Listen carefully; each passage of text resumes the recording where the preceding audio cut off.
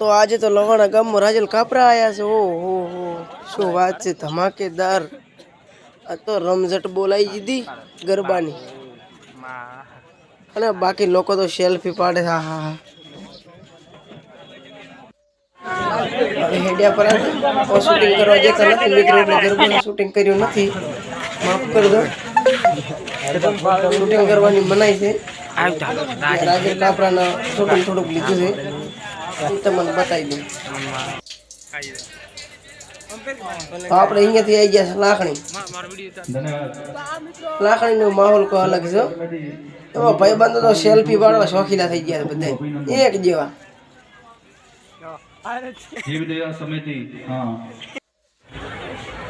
તો આપણે માતાજીને દર્શન કરીએ. જય માતાજી.